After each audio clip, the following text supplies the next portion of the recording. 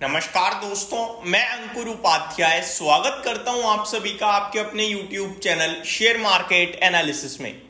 दोस्तों, कल मैंने आप सभी के साथ जो last video late night share करी थी उसमें मैंने कहा था कि मुझे FII का डेटा बहुत ही ज्यादा जानने की आवश्यकता है, जानने की जरूरत है हम सभी को, क्योंकि जो कल बाजार में हुआ वो था फुल फ्लैज तेजी। ठीक है, जिसने भी परसों यानी थर्सडे के ट्रेडिंग सेशन में मंदी करी है उसका पूरी तरीके से ट्रैप होना, और उसमें सबसे बड़ा नाम पता है किसका था? FII का, क्योंकि इन्होंने थर्सडे के ट्रेडिंग सेशन में फ्यूचर्स में इंडेक्स और स्टॉक फ्यूचर्स को मिला के लगभग 13,000 करोड़ से भी ज्यादा की सेलिंग करी थी।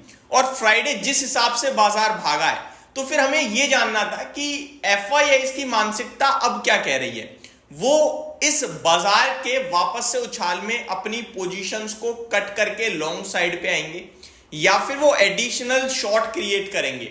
ये देखना जानना बहुत जरूरी था कि उनका माइंड अब क्या कह रहा है, उनका दिमाग क्या कह रहा है कि बाजार में शायद हम गलत पड़ गए, हमें लॉन्ग पोजीशन बना लेनी चाहिए अमेरिका के जॉबलेस क्लेम डेटा के बाद, या फिर और एडिशनल सेल करेंगे। वो अपने कॉन्फिडेंस कन्विक्शन को जारी रखेंगे कि भैया बाजार तो नीचे ही जाएगा, क्योंकि बीते 2-4 दिनों में जो कुछ भी हुआ है ना उसमें FIIs ने एक बार भी कुछ अच्छा नहीं करा, वो कंटिन्यू बेचते ही जा रहे हैं। लेकिन कल का डेटा क्लियरली दर्शा रहा है कि FIIs वापस से बायर बनते हुए दिखे हैं। पहले मैं आपको डेटा बताना चाहूंगा। FIIs कल फ्यूचर्स में 4,126 करोड़ की बाइंग करके गए हैं, तो ये अपने आप में एक बड़ा ट्रिगर है। और DIIs कैश मार्केट में 3,979 करोड़ की बाइंग करके गए हैं। फ्यूचर्स में कैश में FIIs भी कल नेट लेवल पे बायर ही आए हैं, हालांकि केवल 406 करोड़ की बाइंग करी है इन्होंने। बट अगर मैं बीते कुछ दिनों का आपको डेटा बताऊं, लगभग 2 अगस्त से FIIs कंटिन्यू कैश मार्केट में बेच ही रहे हैं। इनफैक्ट 2 अगस्त से नहीं, मैं अगर 23 जुलाई के बाद की बात करूं तो केवल 3 ट्रेडिंग सेशन ऐसे आए हैं जिसमें FIIs ने बाइंग करी है 23 जुलाई के बाद, और वो भी कल को मिलाकर। कल को हटा दिया है तो केवल 2 बार ही बाइंग करी है।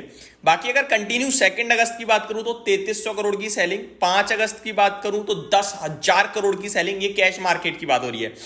6 अगस्त की बात करूं तो 3,500 करोड़ की सेलिंग, 7 अगस्त की बात करूं तो 3,300 करोड़ की सेलिंग, और 8 अगस्त में 2,626 करोड़ की सेलिंग। 9 अगस्त यानी कल ये बायर बने हैं, 406 करोड़ की बाइंग करी है। लेकिन DIIs दूसरी तरफ कंटिन्यू बायर बने पड़े हैं, वो दबा के खरीद भी रहे हैं। 2 अगस्त को 2,900 करोड़ की बाइंग, 5 अगस्त को 9,155 करोड़ की बाइंग, 6 अगस्त को 3,300 करोड़ की बाइंग, 7 अगस्त को 3,800 करोड़ की बाइंग, 8 को 577 करोड़ की बाइंग, और 9 कल तो उन्होंने भी दबा के खरीदा 3,940 करोड़ का, 80 करोड़ का।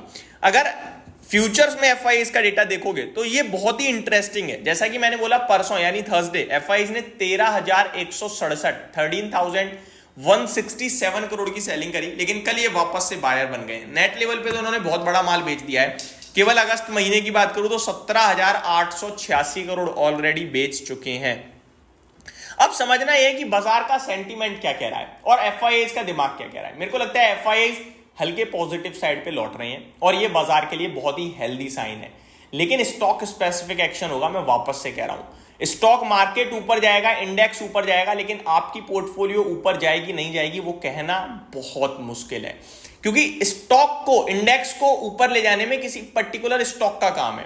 निफ्टी को ऊपर खींचने के लिए केवल HDFC बैंक, इन्फोसिस, ICICI और रिलायंस, ये 4 शेयर ऊपर खींच दो, बाकी पूरा बाजार आप 46 के 46 निफ्टी शेयर गिरा दो, ये 4 शेयर ऊपर कर दो, आपका निफ्टी हरे निशान में और तेजी में दिखेगा।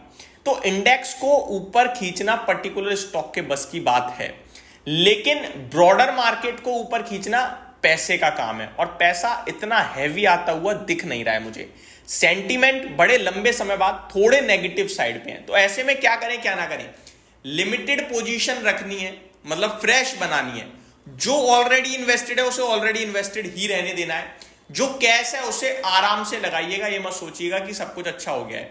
मैं आपको कुछ अच्छा और कुछ नेगेटिव चीजें बताता हूं। अच्छा ये है कि अमेरिका में मंदी की बात अब थोड़ी स्लो डाउन पड़ गई है, लेकिन बुरा ये है कि इजराइल ईरान का जो मामला है वो गर्म हो रहा है।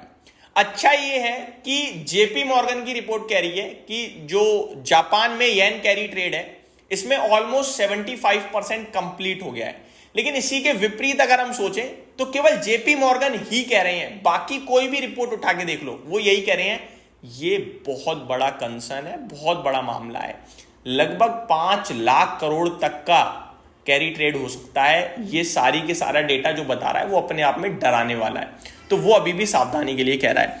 वहीं मार्केट की बात करें तो निफ्टी कल भी भागा, लेकिन क्या स्टॉक्स भागे? नहीं, खुले बहुत अच्छे थे, लेकिन एट द एंड आपकी मार्केट ब्रेथ गिर गई। 823 शेयर्स नेगेटिव बंद हुए, जिसमें 250 पॉइंट निफ्टी भागा है, 500 पॉइंट मिड कैप भागा है, यानी इतने बड़े लेवल पे तेजी आई है कल, उसके बावजूद 823 शेयर्स का नेगेटिव होना एनएससी पे छोटी बात नहीं है।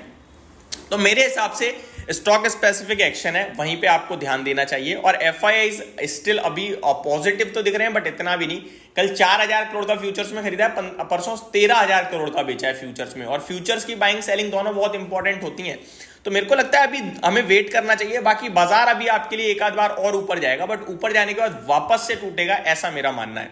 टेक्निकल टर्म्स पे अगर देखा जाए तो निफ्टी में 24400 के ऊपर की क्लोजिंग के बाद एक कहीं ना कहीं पॉजिटिव संकेत आएंगे, जो मेरे को लगता है मंडे आपको मिल जानी चाहिए। उसके पीछे 2 कारण हो सकते हैं। एक तो अमेरिका ने कुछ नेगेटिव कल करा नहीं है, पॉजिटिव ही करा है, जो भी करा है तेजी रही है, प्लस जापान आपके लिए बंद रहने वाला है, तो आपके लिए ट्रिगर सारे पॉजिटिव है। एफआईडीआईज का बाइंग का फिगर आया है, निफ्टी फ्राइडे में डे हाई के आसपास बंद हुआ है, तो ये सारी चीजें मिलकर आपको 24400 के पार निकाल देंगी। 24450 से 500 का लेवल आपको मंडे को देखने को मिल जाएगा। और आप इस बीच में जो गैप डाउन हुआ था ना हमारा, लगभग मैं आपको याद दिलाना चाहूंगा, अभी जो टूटे थे हम 2 अगस्त को सीधे टूटे थे ना, तो वो गैप फिल हो सकता है, लेकिन वापस से अपनी सेलिंग आएगी, ऐसा मेरे को लगता है। और एट द एंड मार्केट जो है आपके लिए वो 4 जून के जो लो है करीब 21,281 के करीब के, वो शायद हम टेस्ट करते हुए देखें। क्योंकि अगर आप डे कैंडल पे देखोगे ना निफ्टी को, तो वो राउंडिंग टॉप बनाने की कोशिश में है, और एक उसने संकेत भी दे दिया डबल टॉप के करीब का, जहां पे लगभग 24,000 के करीब 25,000 के करीब डबल टॉप फॉर्म किया, फिर टूटा, अभी वापस रिबाउंड आ रहा है और फिर टूटेगा, ऐसा मेरा मानना है। तो ये थोड़ा सावधानी वाला मार्केट है, फुल्ली इन्वेस्टेड नहीं रहना है। ये वीडियो थोड़ी स्ट्रेच हो गई है, बट होप मैं आपको सही जानकारी दे पाया हूँ। Thank you so much for watching this video. Have a great day guys.